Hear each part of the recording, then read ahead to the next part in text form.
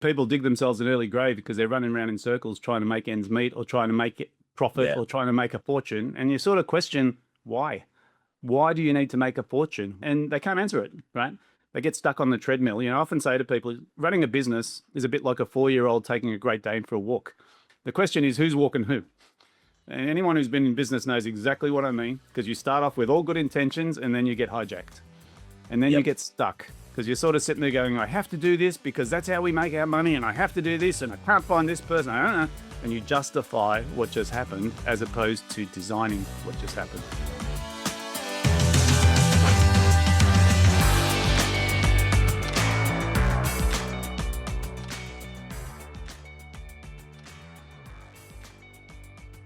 Okay, folks, here we are back again, another Scale to Freedom podcast. We are here with a great friend of mine, guy I've known for too long, since both of us had a lot of hair. And mate, David Guest, business coach for 25 years, and he's making some inroads into some amazing stuff. So, David, welcome here to Scale to Freedom, buddy. Thanks, Kel. It's great to be here. Mate, you have been, we've been doing a lot of discussion, particularly lately. You've got some very exciting things in process.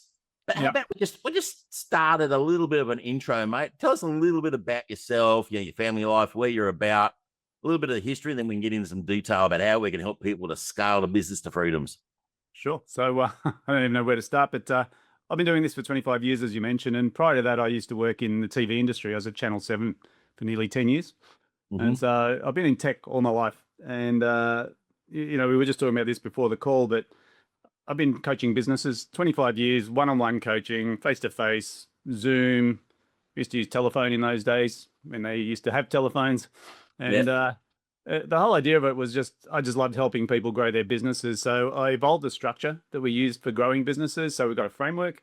And probably about a year and a half ago, we've been using AI for a while to just write better copy and all those kinds of things. But I had a moment where I started to question, well, what else can this thing do?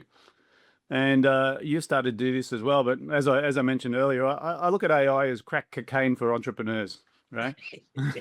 Very much so. Well, the reason I say that is because anyone who's got an ambition or an idea can jump into AI and riff. And what it does, large language model, it just searches the world and it starts to tell you how awesome and smart you are. But more importantly, it processes data so quickly that you can do things like build websites or run an idea past it and get it just to process. So one of the things I did is I took 25 years of coaching notes that I've been keeping and I uploaded the whole lot into AI. And I said, tell me what you see in here. And it started to, because when you look at a clock on the wall, right? You can see the second hand move. You may be able to see the minute hand move. You cannot see the hour hand move. So 25 years of coaching is a lot of data to try and analyze. I give it to AI and 10 minutes later, it comes back and it goes, I'll tell you all the patterns I can see. And I can tell you why people are successful and why they're not successful, right down to the words that they used. So you think about what that means, right? And anyone can do this, right? It just means large language models need data. And if you don't give it data, it does two things really badly. First of all, it goes to the internet and finds what everyone else is talking about. And the second thing it does is hallucinate and it makes shit up. Right? So we've got to be careful. And so what I'm finding is, and I'm going around about the story, right? At this point in time, we're not just selling AI, we're integrating AI into everything we do. To me, it's an augmentation of a thought process. And I think anyone in business who is not embracing this technology to accelerate their growth is going to fall behind. Yeah, absolutely, mate. And as you said, 25 years, you got a lot of data there. Yeah, a lot of data. And you've seen some, obviously you've seen some success and you've probably seen some people who weren't that successful. All right. So I'm going to put you on the spot here. What are maybe 2 or 3 of the areas, or maybe 4? I know you've got a framework that talks about that. What are the real success factors that move the needle forward? And, and actually, what are those hour things in our hand that we don't normally see? Well, the data that came out surprised me a bit, right? Because I would have thought, you need a plan, you need a goal, you need a process, you need people. And they're the standard things that we've been teaching forever, right? But the thing that it uncovered for me is 2 things, right? The first one was ambition, right? A lot of people who run businesses really don't know what they're building. And I remember about 25 years ago when I started, Michael Gerber's book, The E-Myth. Yeah, I love it. great book, but there was a live recording of him doing a webinar on it. And he said one question that stuck with me. And the question was, what will your business look like when it's finished? And most people can't answer that because their answer is, what do you mean finished? I just started. I have no intention of retiring. His definition of finished wasn't you retire. His definition of finished is when, if you build a house, you can't start building until you have a plan that shows the finished product. Yes. In other words, what's it going to look like in the end? And most people don't have that picture of their business. So they just go to work, right? And they go, I just need 2 more clients, or I just want to expand into Asia. And you go, what's the finished product look like? They go, we don't know. Right. So first problem is most people cannot define what their ideal business will look like. That's vision and definition, right? The people who know what they're building get out of their way, right? And in the current world, we've got people like Elon Musk and Jeff Bezos, and they're big visionaries, right? You can ask Elon Musk, what is he building? And he'll say, I'm getting people to Mars. Everyone thinks he's mad, right? But everyone thought that Bill Gates was mad when he said, I see a computer on everyone's desktop, let alone one on their wrist, one in their back pocket, one in their front pocket, and 7 on their desktop. You know, so visionaries pick the future before everyone else can accept it. So that's the first thing, right? You need to have vision. And if you haven't got vision, you need to build it. And you can use AI to do this. It's easy, but you need to have the dialogue, right? Start with the end in mind. The second thing is measure everything, right? Tracking, right? We are very good at being optimistic, right? And goal setting is a prediction of the future. And for the people who are successful, they measure the actual results and then they gauge against where they're going. Does this make sense so far? Yeah, it's great. Yeah. So the analogy I'll use is GPS, right? We all carry one in our pocket now, and it doesn't do much for you unless you put a destination in it. Yes. But as soon as you put your destination in, it goes to work. And what it does is it does a route, and it says, here's where you are. There's where you want to go. This is the best path. Now, it dynamically built that from where you're sitting right now. But if something changes, like you'd make a wrong turn, or if there's a traffic problem, it'll reroute you. Yes. So planning now has to be dynamic, because if it isn't, right, if you don't make a wrong turn, you can't recover. You don't know where you are anymore. So tracking allows you to know where you are, right? Vision allows you to know where you're going, and planning is a dynamic element that keeps that gap minimized. Okay, so Yes. 3 pieces, right? Now, most entrepreneurs get it, but they're not disciplined around this. We call it the focus layer, right? Knowing where you're going, knowing how to get there, and knowing where you are, right? And it sounds really simple when I say it that way, but that's missing for a lot of people. Once they have that, then that just gives you direction, right? It doesn't actually get you rich. Getting you rich is the next 2 layers. The next one is what we call fuel. So fuel is about cash flow, right? And we all heard this, cash is king in business. No cash, no business. So how are you ensuring that money's coming in the door? So in other words, generating new clients, lead gen, conversion, and delivery service. Because think of that in most small businesses, it's a seesaw, right? I haven't got any, I need more clients. So I go and get them. As soon as I get a couple more, I go, I'm too busy to get more clients. Turn off the marketing so I can deliver the service. Oh boy, I'm running out of clients. Get me more. So it's just seesaws. Yep. So the second thing we see is that the business owner is mindfully aware that it's not just about getting new clients. It's about delivering service. So they pay the bills, cash flow. Yep. So that's the other thing we noticed is people who are good in business understand that it's an equilibrium and you need to be getting enough work to fill your resources. So you're optimizing. Now, if you're small, and a lot of small businesses, they take on the jobs of the business, they become self-employed. That's the first constraint that they hit if they're good at what they do. The amount of times I've heard, I'm too busy in my life as a coach, if I had $1 for every time I'd heard it, I'd be very wealthy. Okay. Busyness does not equal business, right? Busyness is just an excuse for not running a business. And I think that's a big distinction. And I think Kiyosaki talked about it really well in his book, The Cash Flow Quadrant, where he sort of gave the dichotomy of self-employed being versus a business owner. Self-employed is just a job with an irregular paycheck. Let's face facts, right? But we call them businesses because you're independent, but you're really just a free tax collector for the government, right? To me, a business is an entity that makes money without your effort. And you can build it, but you have to decide to build it.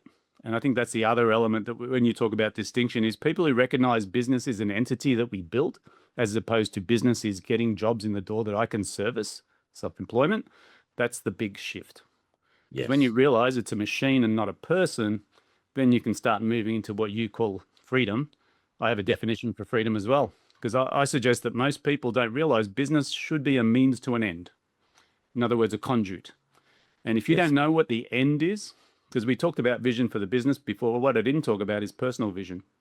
Hmm. People are in business for freedom, but what you call freedom and what I call freedom may not be the same thing. I categorize freedom into three categories. I think the first one is freedom to lead. In other words, your business becomes a platform for you to express yourself to the world. Freedom to innovate. So you believe you can do it better than someone else, so you come up with something unique. Or freedom to ascend. And ascend means either retire, sell, or run the thing under management. Now, everyone's got a different combination. I can't predict who's got what, and none of them are right or wrong. But if you don't connect what your personal objectives in life are to what your business objectives in life, business objectives need to be, you have a mismatch. Mm. So they're the elements, Cal. Mate, folks, you've just listened to a bit of a master here, like 25 years of experience augmented by AI to really extract the real data and then the intelligence, human intelligence now, to be able to assemble that into something that we can basically understand again. All right. So come a bit of a full circle there, haven't we? 25 years of experience, 25 years of data, throw it into AI, come back. You've now interpreted that and you've come up with a framework that business owners can just move forward, and it will create whatever one of those three freedom models are that they want. Yeah, Yeah. or their own personal, they might have something different. But at least, as you said, if you don't know the end, how can you get there? You Yeah. just keep on creating new things, then and the next thing gets created, and the next thing gets created, and it's all this bright, shiny objects that takes us in all different directions and takes us off a pathway because we just don't know what the destination is. Yeah. And I think people dig themselves an early grave because they're running around in circles trying to make ends meet or trying to make it profit Yeah, or trying to make a fortune. And you sort of question why? Why do you need to make a fortune? Why do you need, and they can't answer it, right? They get stuck on the treadmill. I often say to people, running a business is a bit like a 4-year-old taking a Great Dane for a walk. The question is, who's walking who? And anyone who's been in business knows exactly what I mean, because you start off with all good intentions and then you get hijacked. And then you yep, get stuck because you're sort of sitting there going, I have to do this because that's how we make our money. And I have to do this and I can't find this person. I don't know. And you justify what just happened as opposed to designing what just happened. And yeah, I think that's a bit of a sad scenario because you can design it, right? Business to me is like choose your own adventure, right? yeah, There's a million different ways you can run a business successfully, right? There's no one right way. And it really comes down to what is your personal freedom that you want out of it. And once you've determined that, then you work backwards and say, how do I plug that into the system so it evolves to deliver what I wanted? yeah. And I've said this many times on this show. For me, freedom is about doing what I want, when I want, how I want. Take my Hmm. family with me. Now Hmm. that's very generic, and a lot of people don't even have that level of generic understanding of their freedom. But to No. me, take a layer back. All right, I know exactly what that means. It means that I do want something. I do want sustainable income. I do want things, and there's things that I don't want. Yeah. And I'm very clear on what I don't want to do. I'm very clear on what I do want to do, and I know what that end goal looks like. Hmm. And until you get there, until you get to that position of knowing that essence, you are literally flying blind. Yeah. Yeah. I don't know if you've read Elon Musk's biography, classic read. Mm. People judge him good, bad, and indifferent, but I do claim one thing: he's the richest man on the planet for a reason. Yeah. And I don't think it's because he ripped anyone off, even though some people will argue that. I will suggest that the way the guy thinks, right, he's attracted to risk, number one. He's a workaholic. So when I look at the freedom definition we talked about before, his freedom definition is to lead and innovate, right? He doesn't want to get out. He doesn't want to ascend out of the business, right? He works hard, right? He lives in the factory, right? He works 7 days a week. He has 10 minutes for lunch. He does this every single day of his life because he has his own purpose. I Yes. don't want to be that guy, right? But what he's creating is phenomenal, right? And it's the same with Jeff Bezos, similar story, different market. And so you look at these phenomenal leaders in life, and what you find is that they have a very clear purpose, right? And once they have a clear purpose, everything follows the purpose.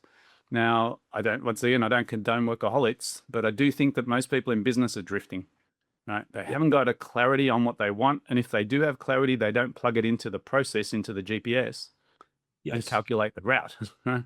And it sounds so easy when we say it that way, but now with AI, it's even easier than it's ever been. So these tools are available to anybody. They just Yep. don't actually sit down and do the thinking. Yeah. And the reality is, and you alluded to this, and I'm just going to ask you to unpack it a little bit. You alluded to that, people get trapped in this bit of a treadmill, okay? And because they don't have that end in mind, they're just in that, oh, I just got to get the next sale, just got to get the next sale, just got to live here. I'm living from day to day to day. All right. And so we create the next thing, all right, the next service, the next program, the next whatever it is that will create the next sale, all right, and the next lead magnet. Yeah. What are maybe some of the steps? All right. So what's some of the things that you're seeing over this 25 years that people don't have in place that moves that needle and will make a significant shift forward? Yep. That's a really good question. I don't really have an exact answer for you, but let's go. Yeah. What I've seen, and this is what I find, is that people have human nature is our tendency to stay with the norm, right? If people go to restaurants, they generally go to the same restaurant and order the same meal. Why do we do that, right? Because we love familiarity. Now, it Yes. becomes a double-edged sword, right? Because we do love to go to the same restaurant and the guy greets me by name. Hey, David, good to see you again. You want the usual? And I go, yes, that's great, Joe. And he just comes out and it's a great experience. And I've got a reference and it makes me feel warm and fuzzy because I know exactly what I'm going to get. That's in a good environment. In a bad environment, we still accept the status quo. And I think what happens is people say, well, that's just the way it is, right? When I hear it is what it is, or it's just the way it is, I just go nuts. I go, it's not the way it is. It's the way that you accept and allow it to be, right? So if people aren't getting what they want out of life and they just say, I was born on the wrong side of the tracks, it's my industry, it's the government, it could be true, but you cannot fix that problem. Yes. And good old Stephen Covey, 7 Habits of Highly Effective People, used to talk about don't worry about things that are outside of your area of influence, because if you can't influence it, why would you let it stress you? Right? Yeah. But we live in an over-communicated world. So everyone's hearing the next greatest thing. You're on Facebook. Hey, there's a new marketing strategy. Hey, there's a new this. There's a new tool. There's a new that. Am I missing out? FOMO? The answer is, if you're looking, there's always going to be something new. The reality is, and you sort of alluded to this, and I'll suggest it to you, is simplification is the secret, Yeah. right? And often people, they don't even realize I had such complication in my business. We had 5 programs and 7 levels and 7 entry points. And it was just, and I didn't know that. I thought I was streamlined. And someone looked at it and goes, this is so complicated. And I'm going, what do you mean? And I could reel it off in 3 seconds because I knew it, familiarity. But the truth of the matter is, it was simple to me because I live in it, right?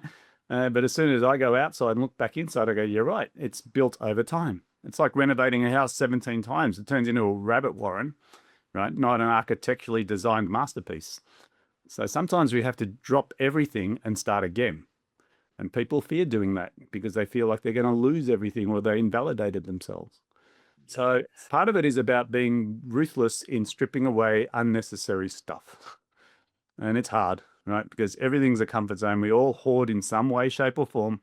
It's either what we think's best or in our cupboards or in our garages. People carry junk around and they carry it around because they call it mementos. I've got this sock from when my child was born, and it's like, it's a sock, right? Yeah.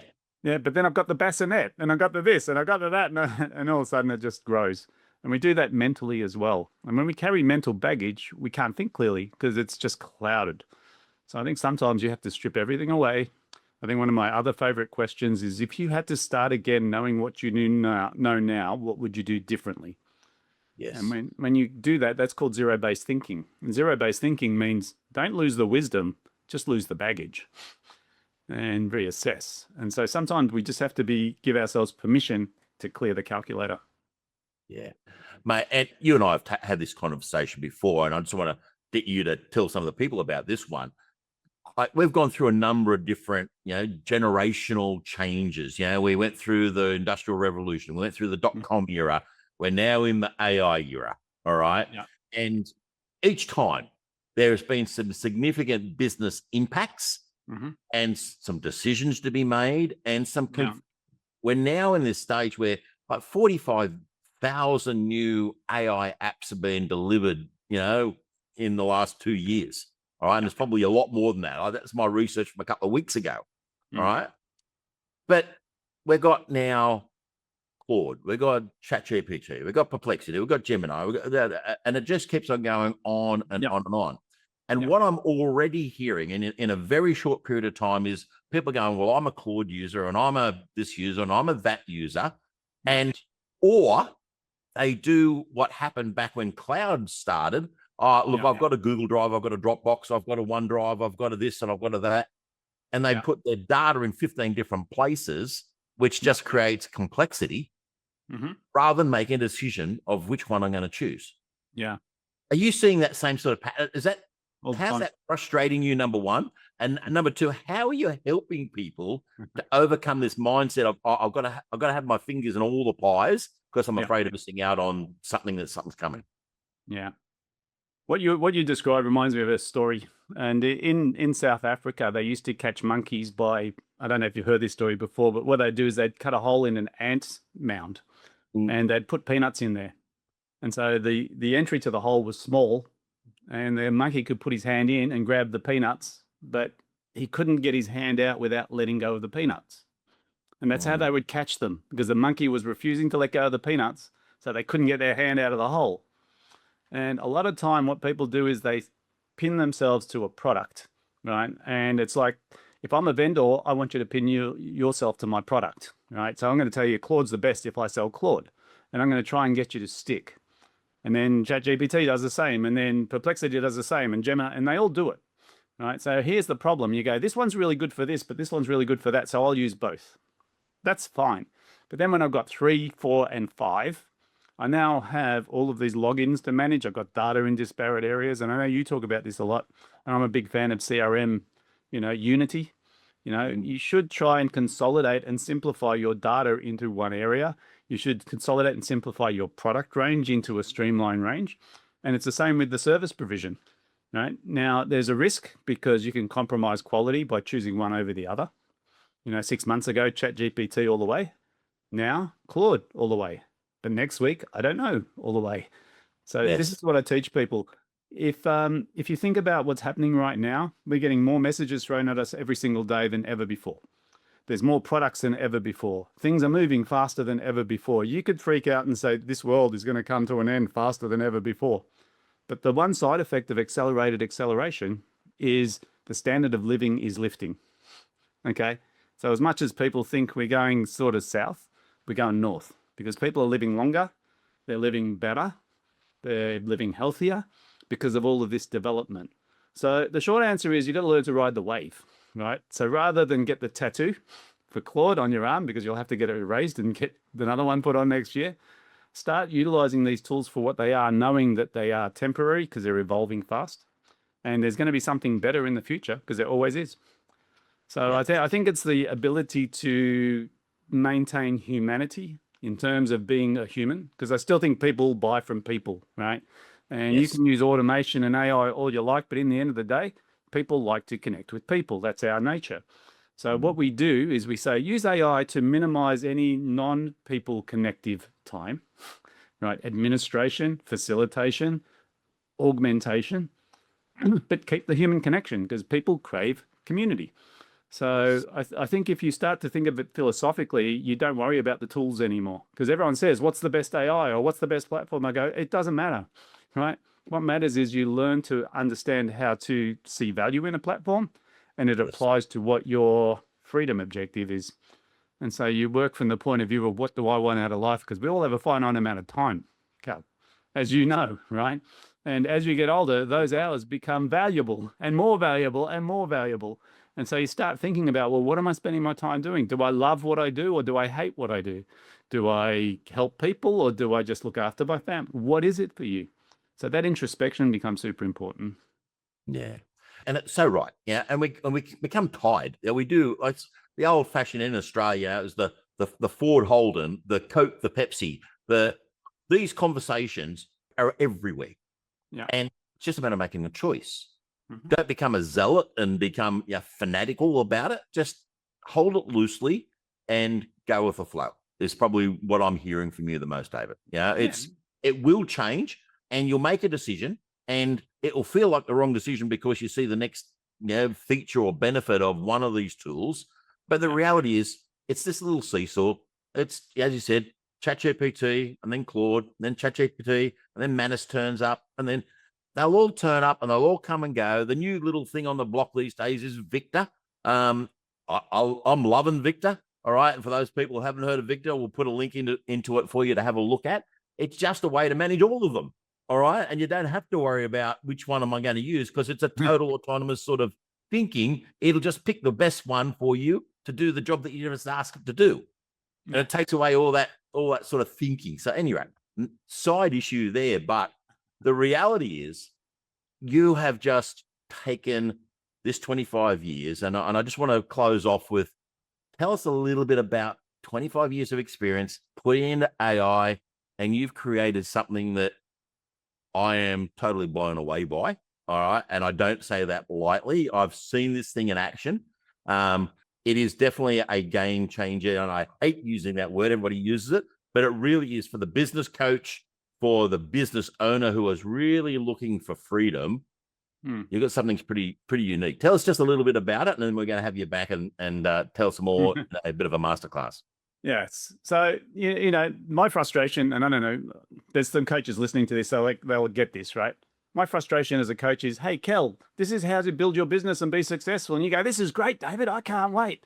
We get off the call. You go back to the real world. You do 10% at best of what I suggested. You come back next week and you give me all the reasons you couldn't.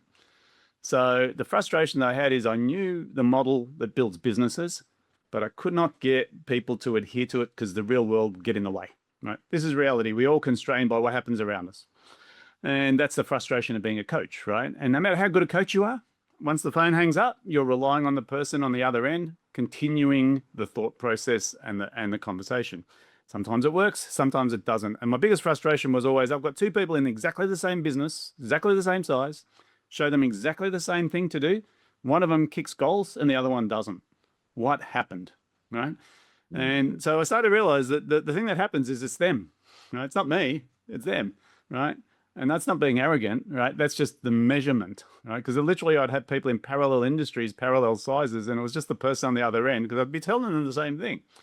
So we sort of crystallized the coaching program that I'd been running for years, and it's evolved over time, because every time I sort of read another book, I sort of look at it and I reframe what I'm thinking. And we created a thing, and it's called Leverage OS at the moment. But when we talk about what it is, I think the biggest challenge that most business owners have, and this is the secret sauce that most people don't see when they're small, is finding and keeping good people. Yes. It's not about automation. It's not about AI. It's not about marketplaces. It's about getting the right people on the bus. And humans aren't very good at picking humans, because unless you're in recruitment, it's not your skill set. So most people run a business because they're good at what they do.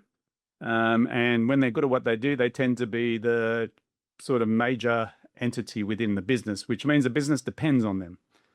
When I started playing with the AI and doing the research, we started to recognize that dependency is measurable.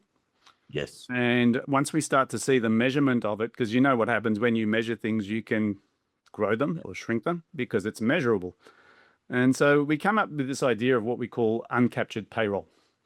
And so for most business owners, if you look at a business that's $1 million plus, the biggest thing on the P&L will be wages in most cases, other than stock.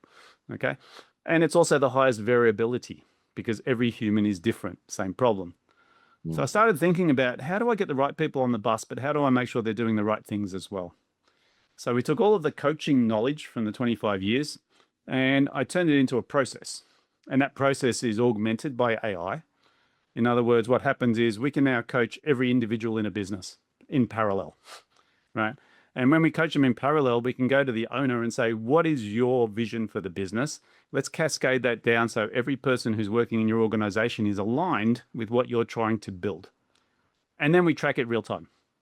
So this is where it gets super interesting, because we couldn't have done this without AI, right? Because in the old days, it was mechanical and it would cost me a bloody fortune to build it. And, as you build things, they become redundant.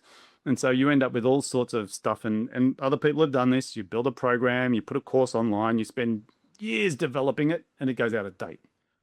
And you've had that. And I think also, I'm just going to add in there, what also happens is the people upline, all right, if we keep on that, the leaders, are under report. They're getting report, and they then become a block again, right? Yeah. Because nothing moves forward without the report being ticked off to say yes to different things. Mhm. So yeah, sorry, keep going. I'm loving it. Yeah. So we'll spin propellers, right? We came up with a surface for our business, and a surface is an interface, and it's called Roland. And anyone who jumps on our website and goes through our process will be introduced to Roland. Roland's not a bot, and Roland's not a person. He's a surface, and his job, and Roland actually stands for real time, open loop, assessment, and node deployment. And his job is simple, right? He's real time capturing stuff and he's making decisions on the fly without a person being involved. So he's assessing you and your productivity every day. So when we coach people's businesses, we put telemetry in. And when I say telemetry, you think about it like I used to work at Channel 7, I mentioned before, and we used to go and do the football, right? And I was in the outside broadcast team. So we'd set up all the cameras and watch the game. It was the best job on the planet, except for the pay, but it was fun. And there was a statistician, and they would sit on the sideline with a tablet. In those days, they didn't have a screen. It was just a sort of pressure sensitive, and they'd just be counting hand pass, turnover, and they'd be just plotting this stuff into the computer to capture data. Now, the problem with that is that data was not real time because no one was reading it. It was just getting stored on a hard drive. Now, the players have a GPS tracker on the back of their neck. So every player, we can see how many kilometers, how fast they run, where they're located on the field, and the coach can see this stuff up in the box. So when they stop for quarter time, half time, they can sit down and say, hey, Kel, you've been running 10% faster than you normally do. You're going to burn out if you don't slow down. So just pull the pace back. The player can't see it, right? So the real-time telemetry becomes a real key element of improving the game. Think about a business, right? Because every phone call, every SMS, and every email can be monitored. But if it's stored in a big database, it doesn't do anything. If it's processed real time and we start monitoring movement in conversion or movement in acceptance or speed between calls, all of a sudden you've got massive control over a business which was very disparate before. That's what Yes. we're building, right? Because the way I see it, it's super interesting. AI can run a business if the telemetry is right.